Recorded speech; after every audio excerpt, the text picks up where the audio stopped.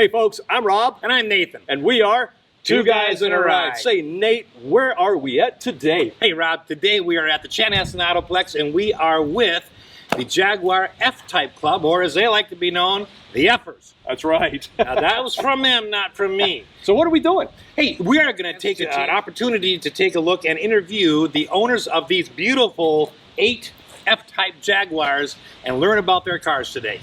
That's right. But say, folks, before we do, take a moment to give us a like, click on that subscribe button down below, and ring that notification bell so you never miss a video. So, I don't know. What else is there, Nate? Hey, what do you say? Let's go for a ride. All right.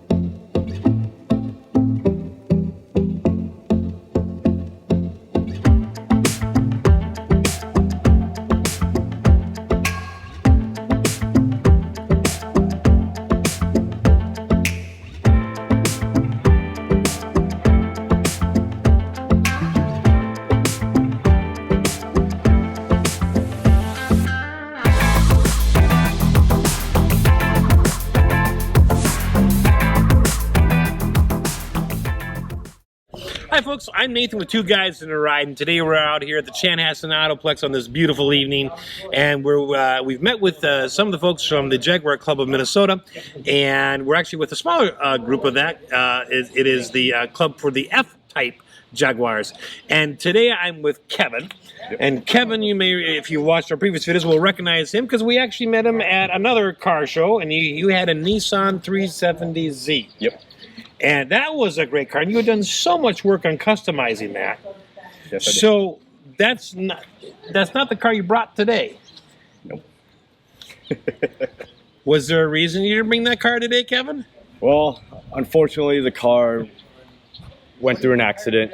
The car is totaled. So, Oof. yeah, so it was sad. The last time you guys saw the car, there were some minimal stuff done to it compared to what it had before the accident. For example, like there's a full exhaust that I paid for.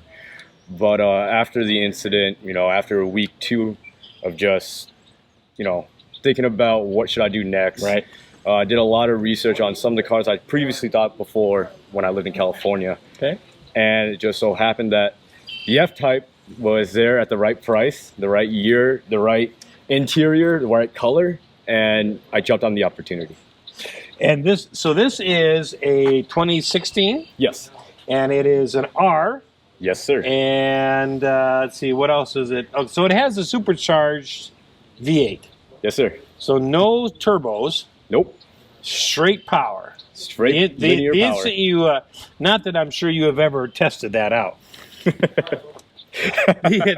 Yeah. So, I obviously you're here in good health. I hope that it was just the car that was damaged in the accident. But I'm glad that you're here safe. Thank you. All right, so let's talk about your car. You've got some differences between the 2016 and the 2017. We were just talking about this a couple minutes ago, but you pointed out that one of the differences is the headlights are not chromed.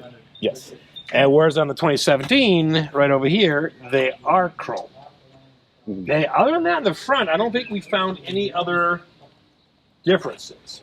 Yes. The only big differences between the R and then the S is that it's the V6 and then the V8. And then the best way to tell it if you don't know anything about when it comes to the trim levels is the exhaust tips.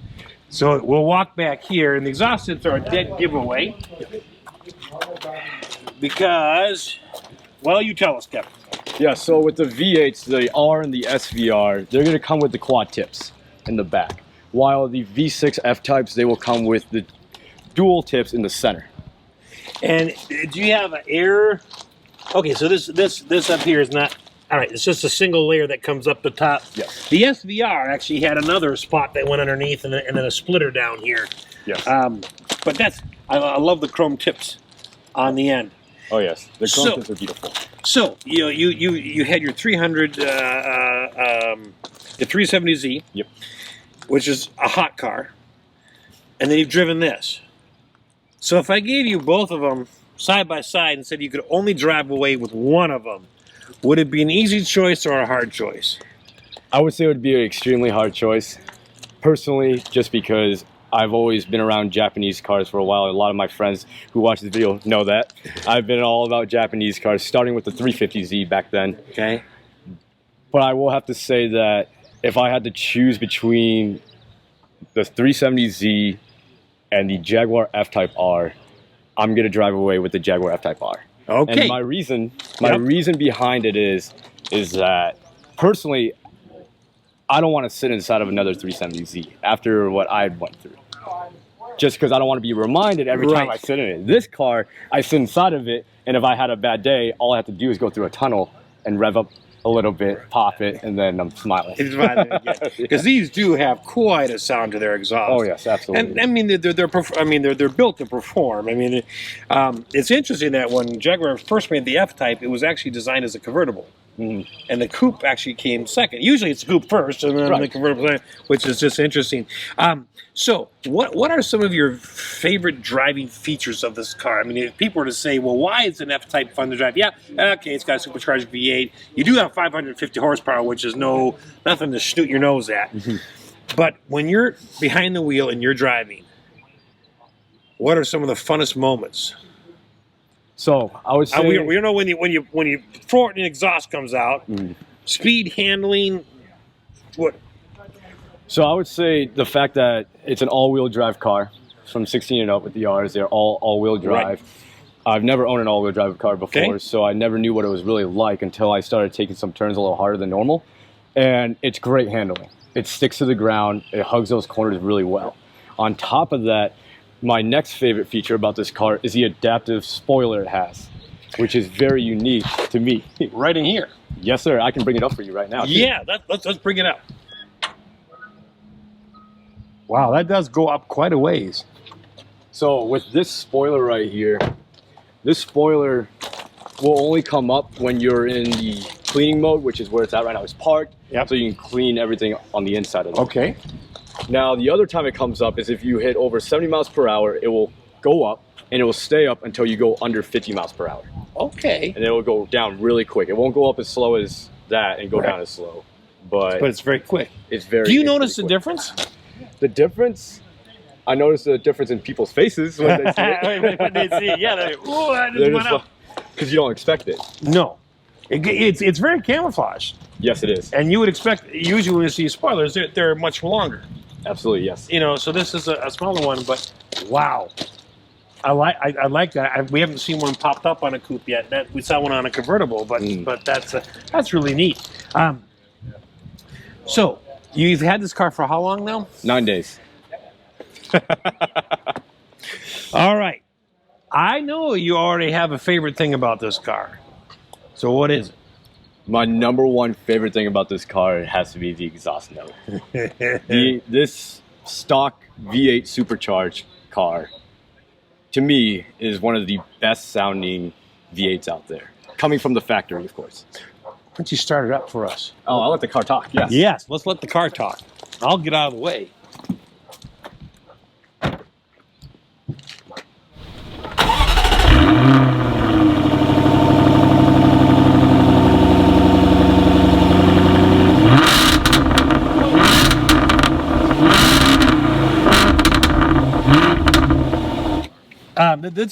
I just noticed this because Kevin's going to start up again, but watch above the dash here. Hang on. The air vents pop up and then go down. Yep, and the only way you bring them down is when you turn off the AC. Takes a couple seconds, AC's turned off. And then it sinks back in. This is a nice quirky feature. I like that. And then I guess the other part of the car that I really like too is the big glass roof it has when you're just driving and you want some sunlight to come in. So, I mean, it's all glass. Yep, it's completely all the way back. Glass. Wow. And it really opens up the space inside of this inside of the coupe. It's a small coupe, right? There's enough space for a short guy like me, but if you feel a little claustrophobic, you can just open it up and it just makes it so much better. But now let's say you want to make it feel like a little cockpit, you close it, and now you're there. It's interesting to use the word the cockpit. We had sat in another, an S-Type earlier, and it does exactly feel like a cockpit, doesn't it? So it feels like you're in a little bit of a fighter jet. Oh yeah. With the way you sit and then all the controls that you have around. Oh man. When you had your valet service, by the way, when you had your 370Z, you were doing a lot of customizing. You had done some, and you had some plans, and you did a lot more before your accident. Not the same amount of parts available on an F-Type to customize. So what are you thinking, Kevin? Are you thinking, you know, I'm okay with having a stock car like this because it's like this? Are you thinking, no, I'm going to find a way to customize it? Oh, I'm definitely going to find a way to customize it. Okay. I pretty much figured you'd say that. Oh, absolutely. The car's stock is beautiful. Where it's at, it is a very fast car. It accelerates quick. However, me and my personality and where I came from before this car, I want to figure out a way to make it unique, make it different, make it faster. Right. So when Rob and I were down in Las Vegas for SEMA last year, we had met a wonderful group of people, a Team Hybrid. So here's a shout out to Team Hybrid. We hope you guys are doing well and busy customizing. All right. And Kevin, you know about Team Hybrid. I mean, you are familiar with the group. Anyways, but when we were talking to them about their cars, which were heavily customized, one of the things that they said, almost to a T, was that they wanted to be unique.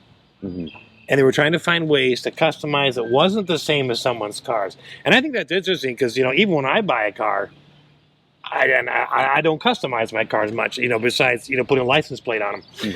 And I still want my car to be a little different than everyone else's, something on it, you know, to stick out. So tell us a little bit, because I know you've already thought about this. Now, we understand it's not cut in stone. Well, what are some of your thoughts on what you might do with this? So some of the thoughts I've had with this car, I actually thought about even before buying the car. To see what I could do. This is a man who was planning. So it's pre-planned. So I've done some research on different wheels. I want to change them out. I'm either going to go with... You're talking about rims? Yes, the rims. Okay. So the rims I want to change out. Like, I like the stock rims. They're nice. But I also want to pop out a little bit differently. Okay. So I've thought about, you know, well, color-wise, either gloss black, gunmetal like on my 370Z. Yes. And then bronze. Because actually, bronze came recently just because I saw a GT3 RS rolling down the 169. Okay. And it was white, had black decals, big spoiler, and bronze rims, and it looked beautiful. So I thought about it. I'm like, you know what? I think I can do something like that on this Jaguar. Now, the other things I've thought about getting different intakes, which the intakes are a little bit of work to get to. Okay. But not too much. You can see them. They're exposed. But it wouldn't be something that's impossible. Okay. So I've thought about getting intakes for the car. Helps with the sound. Helps with the whine. Okay. And let's see. So far, those are the ones that I've thought about. Cut in stone. The exhaust, I haven't really thought too much about it just because the exhaust sounds just fine right now, the way it is. I know there is an aftermarket exhaust kit for it. I just need to look more into it. Same thing with smaller pulleys for the supercharger to make it quicker. But with that, that's all I've really thought about. So, you know, we were talking to another owner earlier today, and he was mentioning that there's, because this is 550 horsepower stock. Yes.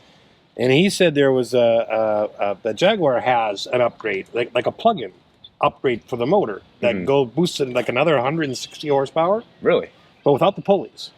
He thought it was without the pulleys. It was like a, you take it into Jag and they can, like a chip. Right, like a chip thing, like an electronic upgrade. So there's something you might want to think about. Because 550 horsepower is only enough to get to your neighbor's house. If you want to go to the grocery store, you need 160, you know, like 700 horsepower. You know, something to burn all four tires at the same time. Right? Oh, yes. So I know you've only had it 9 days. And your favorite thing is probably that sound of that exhaust, right? Oh, yeah. So, and we have a little bit of planning for customization future because that's just you. You're not going to sleep well at night until you've started customizing, but you may start a new trend. I would love to. If I could make a new trend, you don't see a lot of all the Jags that we see today They all have different parts, but they're all factory. Mhm. Except for the yellow rims. Those were, he bought those separately. Those were cool Um, on the 400 Sport. But you may start a new style, Kevin, with a different type of car that there isn't so much to do with there. So we look forward to seeing. Well, first of all, don't crash this one. I was That's the just first thinking thing. that. I was like, We look forward to crash seeing it? this in the future. And I thought, wait a minute, we thought that about the 370Z, and then you crashed it. Oh, So don't. But we are seriously glad that you are okay. thank you. I appreciate it. Oh man, you've had enough experience with the car groups. Why do you do that? What's an advantage to being part of a car group, even though maybe you're not a member? Mm-hmm. You get invited to certain events. What's the advantage?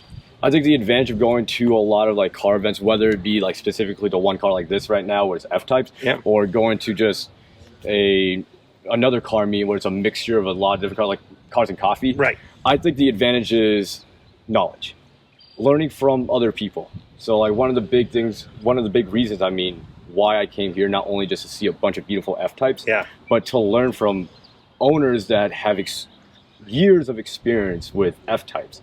And I'm new, obviously, to F types, so I want to learn something. Right. I want to learn what the history of the Jaguar is, or what the history of the F type is. And then that's the same thing with even before. But then overall with other car stuff, other car events, a lot of them are charity too. Like, Yes. Which is, And they give back. They give back to the community, So it's fun. You get to go do something that you love, that you're passionate about, but at the same time, you're helping to contribute money to a worthy cause. Yes, just like the Wise Guys right now. This is the official. Yeah, tell me about that. So Wise Guys is actually a clothing brand. It's not like a car group or anything like that. It is a clothing brand. And with this clothing brand... Shameless plug alert. This clothing brand is meant to bring the community together. So within Wise Guys, there is a car community. There is a breakdance community. There is a music community within. Okay. And much more too. And this is an opportunity to just bring the community together. Have everyone get together, have a great time, and then overall, everything that we make goes straight into charity. So like we've worked with the Wounded Warrior Project before, and a couple of other different charities. Awesome. And I noticed it's on the front of your car too. Yes. You know that this is interesting, and I don't know if this is a California thing. Nope, Minnesota. Okay, it's Minnesota, but where I'm going with this is you've got a sticker on your car, right, that says Wise Guys, and their windshield. Yes. Okay. We noticed out in Las Vegas, like that's California. I noticed out in Las Vegas that they had lots of stickers on their cars, and that some of them were from the companies that supported them, but others were for like charity. I think that's neat that you promote that on your car. That's awesome, Kevin. Thank you so much for coming all the way out here today. Even though you've only had the car for 9 days, we're certainly glad to see you again. And thanks for sharing your beautiful F-Type. We can't wait to see what you do with it in the future. And, you know, it's also great seeing you guys again, too. I mean, it's been a year since I've been. It's hard to believe it's been a year. A year already. I mean, the first time I met you was at Cars and Coffee last year, April? Yep. Whenever the video was posted. Yep.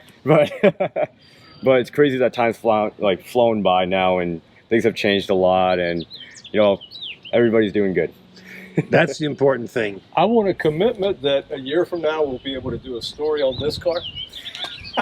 Without a crash version. Without another upgraded, different car. I pray that will never, ever happen to this F-Type, but it won't be my fault. I'll say that. There you go.